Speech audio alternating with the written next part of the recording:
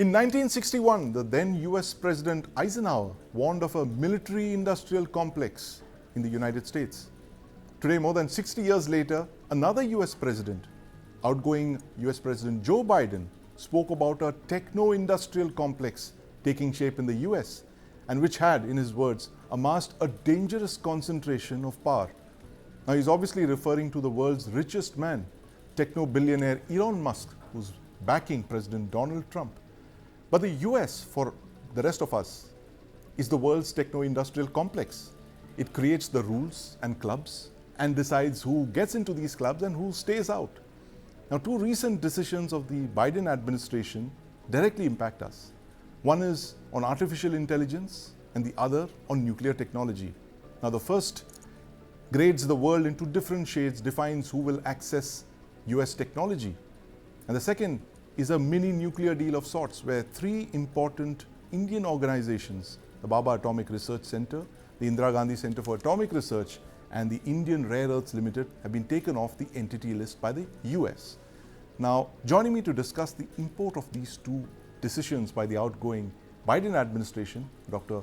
Pranay Kotasthane, who is Deputy Director at the Takshashila Institution, and Colonel Anurag Awasthi, former Vice President of the Indian Semi Conductors Association. Gentlemen, welcome to the News 9 Plus show. Thank you. Pranay, I want to start by asking you this. From chips to nuclear reactors, the Biden administration has a lot for the world and world in general, and for us in particular. Make sense of these two moves for us. They've seemed to have taken a lot of Indian entities off the restricted list when it comes to nuclear technology, but they've put some caps on us in semiconductors and AI chips. So, see, the way to look at it is export controls are becoming a predominant tool that the US is using to achieve its geopolitical goals. And the idea of small yard, high fence, which Jake Sullivan talked about a few years ago, is now morphed into a large yard, large fence, right? And this yard is now having many other things. There were biotech controls now announced just yesterday, and on AI and on AI design, OSAT companies, etc.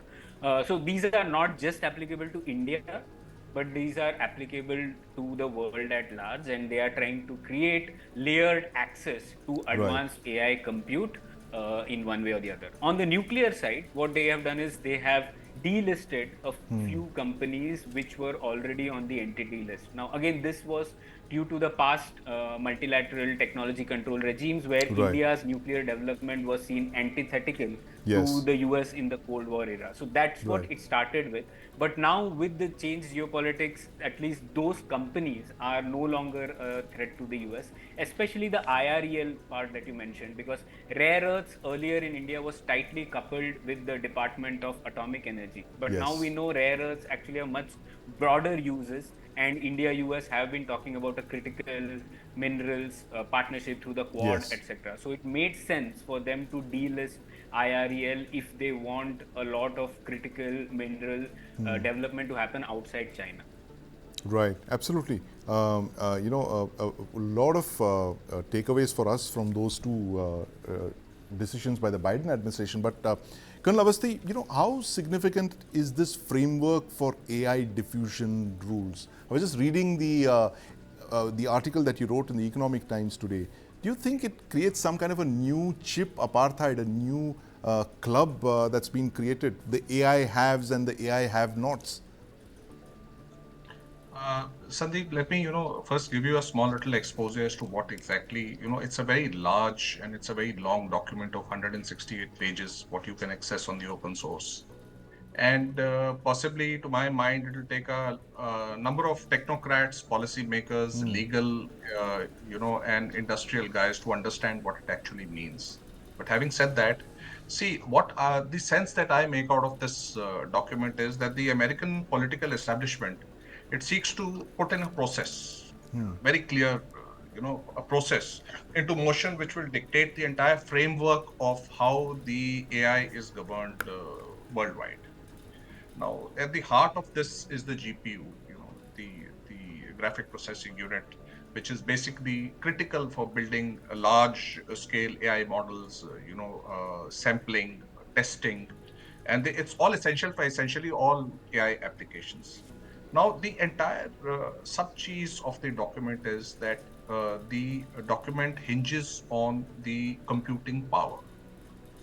Now, computing power, what the document says is that uh, the segmentation of the world is done in three tiers. That is tier one, which looks at the famous Five Eyes network countries, Yes. some critical NATO allies, as well as some people who are very very clear in the AI value chain, like Japan, Korea, etc.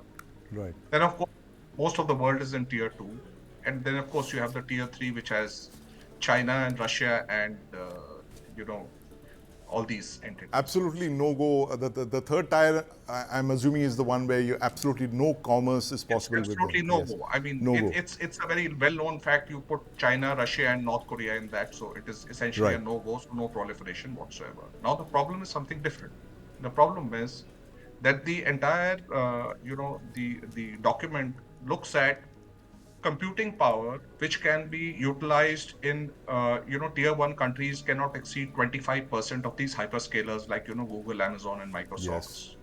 It cannot exceed more than 7% in a tier two country, which has been Right. designated very clearly, with nearly 50% of the captive computing power preferentially for the United States. Right. Right. While there is, it's not what one can see out of it is, I'm sure it'll be deciphered much earlier by more erudite people than you and I. But what there still seems to be another route called the VEU, or the validated end user route, Yes. which can be done. But the problem with the VEU route, what I can foresee is that it will only be applicable for civilian applications, and these Right. cutting edge applications in military, aerospace, Yes. surveillance, etc. You will not be able to use it. So proliferation will be very very restricted. Now, what Right. happens because of this? Uh, you have to follow the United States standards. That's very clear. When you say standards, They do you are, mean and are you talking about the rules of the club, or is this you'll have to listen to what they tell you to do in foreign policy wise? Are you talking of diplomatic pressure? both, Sandeep. What I can work out is both. That's what I personally feel. Both.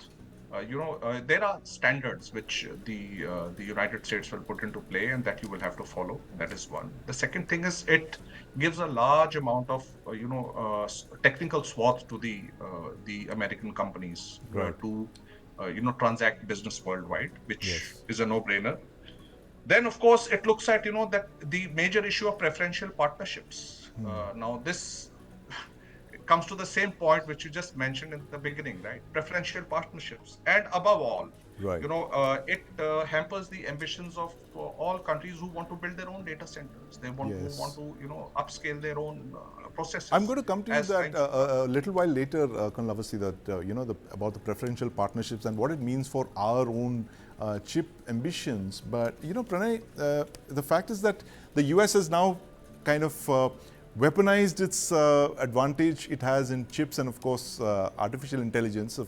Everyone thinks that it's Taiwan that makes all the chips. They don't realize that the levers are with the United States. It controls the entire chip ecosystem, as Colonel Awasthi has been writing. But what does this really mean for us? Does this put us into a new global south situation where you have the world divided into two rival blocs, the United States and the Five Eyes and a few others, and of course the Russian Federation and China, and we are somewhere in the middle, and our compliance is going to be dictated by what the US wants us to do when it comes to these chips, these categories of chips that Colonel Awasthi mentioned. Yeah. So this is actually a trend which has been developing over the past 3-4 years, where selective international partnerships on technology are possible, but they are subject to geopolitical alignments and considerations. So Right. this has been happening in multiple areas, and this is just like one next step of that. And I see this AI diffusion. AI diffusion is a nice name. I think it is Yeah. a rationing of AI compute and models. That's a better name for it, because that's what it is. And essentially, what it means, if you're a small Indian company, then you will still have access, because Yes. the thresholds for you to access these are quite high. So right now, no company gets impacted. But as Colonel Awasthi was saying, if you are trying to do a hyperscaler deployment, let's say a big Indian company wants Yes. to deploy large number of NVIDIA chips in one data center here, then they will have to agree to a lot of the conditions. Now, the conditions are very specifically focused on diversion to tier 3 countries. So what they Right. are saying is, and this probably comes because there was a thread that some Indian companies were involved in transferring NVIDIA chips to Russian companies. So there was this report in Bloomberg also a while back. So from that comes the concern that they want to restrain deployment of US chips. Even when it happens in tier 2 countries, it shouldn't flow into tier 3 countries, and Right. that's why the restrictions will be about first giving reports up to where is this deployed, what will be the end use for it, etc. And by the way, there is a general verification, general validated end user thing which Colonel Avasthi said. In that, for India, there is an exception that we Yes. can use it for military purposes and Right. civilian purposes, but it should not be deployed in tier 3 countries. So Right. essentially, it's increasing a lot of friction, Yes. and the signal is clear that you need to align more to what we are saying if you Yes. want access to the most advanced AI compute. And don't forget, the new thing in this is that there are restrictions on models also. So Right. earlier, OpenAI could easily be deployed by anyone else, Right. even though, but a next OpenAI model which goes above the current threshold, which has been set in these rules, Yes. that might not be so easily deployable if you don't follow some of those conditions. So Right, there is a absolutely. So it's a controlled kind of method. a way to check chip proliferation, if you can call it that. But Colonel Avasthi, coming back to you, what does this mean? What do these new US, restrictions mean for India's own semiconductor ecosystem? It's a very nascent industry which is going to deliver its first chips next year. What does this mean for us, really? See, Sandeep, you have to look at it very, very pragmatically. Firstly, as Pranay has brought out very clearly, there is a small little, you know, Indian context in the VEU, which he just mentioned. I also mentioned a while back, is the validated end user agreement. Right. But this what I call that famous silo structuring of what Right. has happened. We must understand that there are two very, very important forums that Yes. India and US are a part of. One is the ISET, which is of 2022 vintage, and a lot of work is being done there in ISET, as also the Quad. Now, unfortunately, if you look at the structuring of this, document, Yes. you would see that Japan and Australia are part of the tier one. They form part of 18. Only we are left out as part of the Quad. Yes. So, how we align ourselves into the whole system requires to be done. The second part is, while it has I wouldn't say it's got some very, very critical linkage to the India semiconductor industry as to what we are doing in terms of, fabrication facility being established at Dholera and the four OSATs, which are going to be up and functional with with the first chips, package chips coming out as early as August this year, as the Honorable Minister just mentioned 2 or 3 days ago. The India AI mission has come into play in 2024, and Right. in the last budget, it has been given a tranche of 551 crores, and the cabinet has also approved 10,372, if I remember that figure correctly, crores for the India AI mission. Now, how it is going to impact this is something which I think is, the jury's out on that, because it's a rather premature thing and we should not be speculative as to how it Yes. will impact it. Yes, the AI startup ecosystem, in my personal opinion, will get impacted by this for Right. sure. Now, what do we do about it?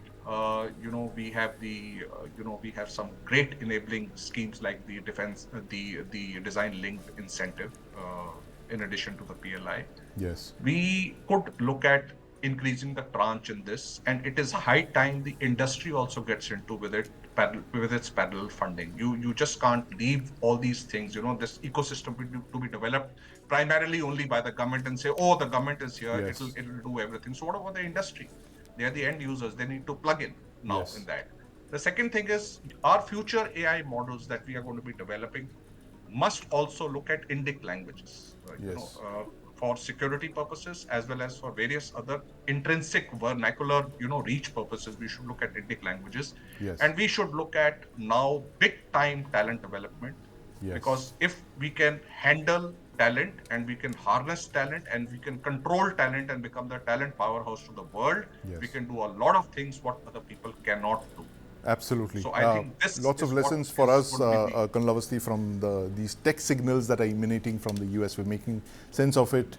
Thank you very much, gentlemen, for joining us. And I must conclude by saying that Trump's incoming NSA, Mike Waltz, has termed India a critical partnership for the future that possibly could hold us in good stead when we're looking at tech collaborations of the kind that our experts just spoke to us about. Thank you very much for joining us, gentlemen.